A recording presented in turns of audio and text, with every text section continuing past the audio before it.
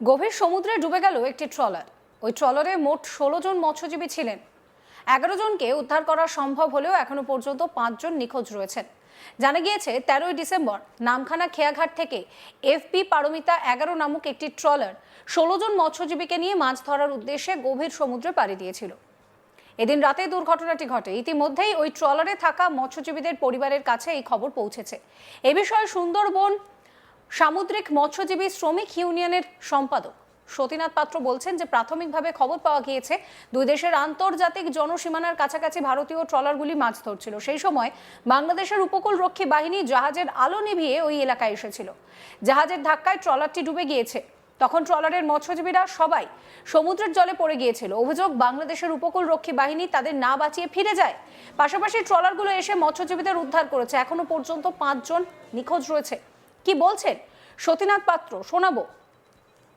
আজ সকালবেলা প্রাথমিকভাবে যে খবরটা আমাদের কাছে এসেছে যে বাংলাদেশের নেভি কিংবা কোস্টগার্ড একটি এখানে IMBL এর কাছে কিছু ট্রলার ফিশিং করছিল এবং ওরা লাইট নিভিয়ে সরাসরি এসে একটি ট্রলারকে ধাক্কা মেরে জলে ডুবিয়ে দেয় এবং তারপরে যে মানুষগুলো জলে পড়ে যায় এবং ওরা ওদেরকে রেস্কিউ না করেই কোস্টগার্ডটি ফিরে যায় এবং পরে ভারতীয় সমস্ত ট্রলার ওখানে অ্যালার্ট হয়ে যায় এবং সব ভারতীয় ট্রলারগুলি গিয়ে সার্চ অপারেশন চালিয়ে প্রায় 11 জন মানুষকে তুলতে পেরেছে। আমাদের কাছে যেটুকু খবর আছে যে ট্রলারে 16 জন মানুষ ছিল, এখনও 5 জনের কোনো খোঁজ নেই, এরকম একটা খবর আমাদের কাছে। কবে বেরিয়েছিল?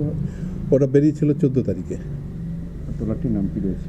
ট্রলারটির নাম পারমিতা 11 সম্ভবত, আমাদের কাছে যেটুকু খবর। নিখোঁজ মৎস্যজীবীদের তালিকায় নাম রয়েছে রাখাল দাসের। পরিবারের সদস্যের পরিণতির কথা জানতে না পেরে তারা উদ্বেগে রয়েছেন। রাজু দাস, রাখাল দাসের শ্যালক, কি বলছেন শোনাবো।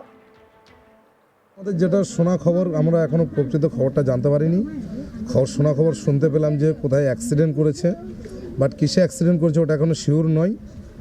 শুনতে পেলাম এমনি লোকজন পায়নি, বাদবাকি লোকজন পেয়েছে বলেছে। এখনো পুরোপুরি খবর বলতে পারছে না। ওরা আসলে তারপর আমরা জানতে পারলে বলতে পারবো যে মেন ঘটনা কী ঘটেছে। কবে গিয়েছিল জামাইবাবু ট্রলারে? ট্রলারে গেছিলেন 13ই ডিসেম্বর, আছে 14ই ডিসেম্বর, ওরা 13ই ডিসেম্বর গেছিলেন। 13ই ডিসেম্বর এই রাত্রেবেলা ঘটনাটা ঘটেছে বলে শুনেছি। কতজন মৎস্যজীবী ছিলেন জানেন? ওনাদের টোটাল 18 জন মৎস্যজীবী, তার ভিতরে 2 জন যায়নি, টিপ কামাই দিয়েছিলেন। 16 জন মৎস্যজীবী ওনারা সাগরে গেছিলেন। হ্যাঁ, যেটা শুনলাম যেটা নাকি কোনো ট্রলার বা নেভির সঙ্গে ধাক্কা লেগেছিল। এটা আমাদেরও শোনা খবর, আমরা এখনও পুরোপুরি ঘটনা জানতে পারিনি। শোনা খবর যেহেতু এখনও সিদ্ধান্তভাবে বলতে পারছি না। ওনাদের কিছু ট্রলার আসার পরে বলতে পারবো যে কোন মৎস্যজীবী আছেন, কীরকম হয়েছে, কীরকম ধাক্কা মেরেছে, আমরা পরবর্তীকালে বলতে পারবো। জামাইবাবুর সঙ্গে কথা হয়েছিল? জামাইবাবুর সাথে কথা হয়নি এখনো। কবে কথা হয়েছিল লাস্ট কথা? আগামী দিন যখন বাড়াই, দিনের 12টায় ট্রলার ছাড়ছেন বলছেন।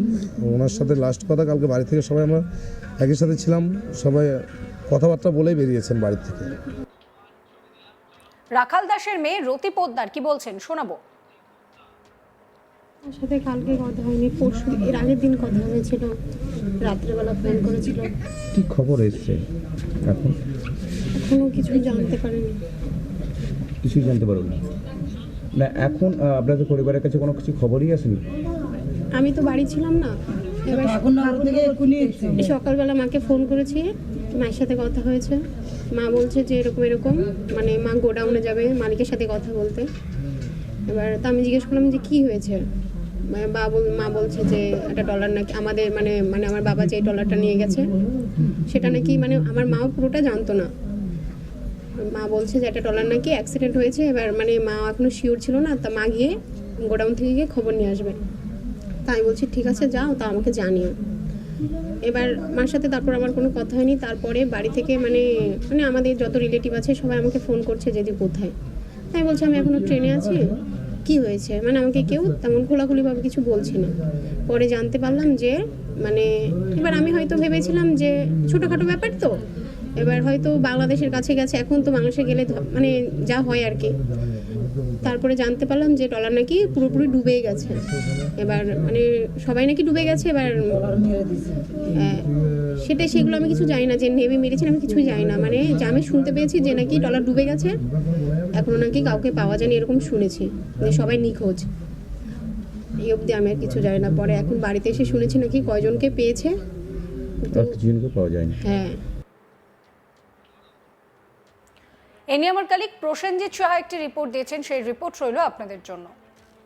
বঙ্গোপসাগরে মাছ ধরতে গিয়ে এবার জলমগ্ন হয়ে 5 জন মৎস্যজীবী নিখোঁজ হয়ে পড়লেন।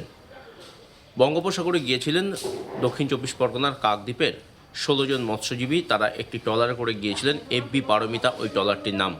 সেই ট্রলারে করে তারা যখন মাছ ধরছিলেন, বাংলাদেশ ভারতের যে আন্তর্জাতিক জলসীমা রয়েছে বঙ্গোপসাগরে, সেই জলসীমার পাশাপাশি তখন বাংলাদেশি জাহাজের ধাক্কায় কার্যত জলমগ্ন হয় এফবি পারমিতা নামে ওই ট্রলারটি। ট্রলারে 16 জন মৎস্যজীবী ছিলেন, তারা সকলেই কার্যত জলমগ্ন হয়ে পড়েন। সেই মুহূর্তে বাংলাদেশের যে উপকূলরক্ষী বাহিনী ছিল, তারা কার্যত এই ট্রলারের মৎস্যজীবীদের উদ্ধারের কোনো রকম চেষ্টা না করেই তারা সেখান থেকে চলে যায়। আশপাশের অন্যান্য যারা মৎস্যজীবীরা ছিলেন বা যে ট্রলারগুলো ছিল, তারা এই উদ্ধার কার্যে এসে তড়িঘড়ি হাত লাগায়। 11 জন মৎস্যজীবীকে উদ্ধার করা সম্ভব হলেও 5 জন মৎস্যজীবী এখনও পর্যন্ত নিখোঁজ। এই খবর এই সমস্ত মৎস্যজীবীদের বাড়িতে এসে পৌঁছতেই সেখানে নেমে এসেছে শোকের ছায়া।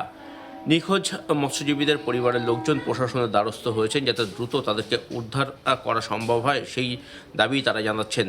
ইতিমধ্যেই ভারতীয় নৌবাহিনীর তরফ থেকে এবং অন্যান্য ট্রলাররা সেখানে উদ্ধার কার্য শুরু করেছে। খোঁজ চলছে বঙ্গোপসাগরের যেখানে এই এফবি পারমিতা ডুবে গিয়েছে তার আশপাশের এলাকায় নিখোঁজ মৎস্যজীবীদের কোনোভাবে খুঁজে পাওয়া যায় কিনা সেই চেষ্টা চালানো হচ্ছে বলে জানা গিয়েছে। আন্তর্জাতিক জলসীমার কাছে ভারতের যে সমস্ত মৎস্যজীবীরা ছিলেন, তারা কার্যত ট্রলার নিয়ে মাছ ধরছিলেন রবিবার রাতে।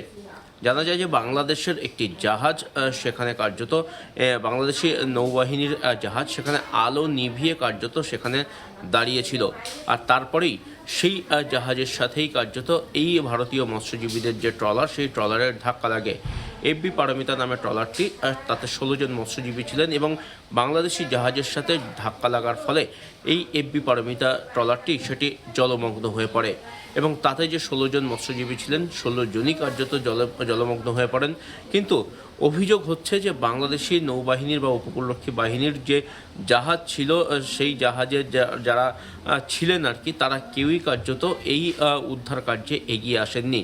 তারা উদ্ধার কার্য না করেই কার্যত সেখান থেকে চলে যান, তেমনটাই কিন্তু অভিযোগ করেছেন মৎস্যজীবী ইউনিয়নের নেতৃত্বরা। আর আশপাশে যে সমস্ত মৎস্যজীবীরা ছিলেন, তারা এফবি পারমিতাকে ডুবে যেতে দেখে তারা তড়িঘড়ি সেই ঘটনাস্থলে আসেন এবং সেখান থেকে 11 জন মৎস্যজীবীকে তারা উদ্ধার করতে সক্ষম হয়েছেন। এখনও পর্যন্ত 5 জন মৎস্যজীবী নিখোঁজ রয়েছে। নিখোঁজ মৎস্যজীবীদের কোনো রকম খোঁজ মিলছে না। এ বিষয়ে ইতিমধ্যেই রাজ্য মৎস্য দপ্তরের সাথে যেমন যোগাযোগ করা হয়েছে, তেমনি উপকূলরক্ষী বাহিনীকে জানানো হয়েছে এবং প্রশাসনের সমস্ত স্তরে বিষয়টি জানানো হয়েছে যাতে নিখোঁজ মৎস্যজীবীদের খোঁজ দ্রুত চালানো সম্ভব হয় এবং তাদেরকে উদ্ধার করা সম্ভব হয়, সেই দাবি কিন্তু জানানো হচ্ছে এবং সেই পদক্ষেপও ইতিমধ্যে গ্রহণ করা হয়েছে। তবে এই খবর এলাকায় পৌঁছতে, অর্থাৎ মৎস্যজীবীদের বাড়িতে পৌঁছতেই সেখানে কিন্তু শোকের ছায়া নেমে এসেছে। সেখানে উদ্বিগ্ন হয়ে পড়েছেন মৎস্যজীবীদের পরিবারের সদস্যরা। সকলেই চাইছেন প্রশাসন দ্রুত এগিয়ে এসে এই মৎস্যজীবীদেরকে উদ্ধারের কাজে এগিয়ে আসুক এবং তাদেরকে উদ্ধার করুক, সেই দাবি কার্যত সকলে জানাচ্ছেন। আর এই ঘটনাকে কেন্দ্র করে যথেষ্ট চাঞ্চল্য ছড়িয়েছে এবং আতঙ্ক ছড়িয়েছে মৎস্যজীবীদের মধ্যে। যারা আন্তর্জাতিক জলসীমা বরাবর মাছ ধরতে যান, বঙ্গোপসাগরের গভীর সমুদ্রে যারা মাছ ধরতে যান, তাদের মাঝে মধ্যেই এরকম বিপদের মধ্যে পড়তে হয়। তবে যেখানে একটি দুর্ঘটনা ঘটল, যেখানে বাংলাদেশের জাহাজ যেখানে ছিল, যেখানে উপকূলরক্ষী বাহিনীর লোকজন ছিল বাংলাদেশের, তারা কিভাবে অমানবিক হলেন, তারা কিভাবে এই মৎস্যজীবীদেরকে উদ্ধার না করে সেখান থেকে চলে গেলেন, সেই প্রশ্নটাও কিন্তু উঠছে। সমস্ত খবরের আপডেটের জন্য আপনাদের নজর থাকুক আজ তাক বাংলায়। চ্যানেলটিকে সাবস্ক্রাইব করতে ভুলবেন না।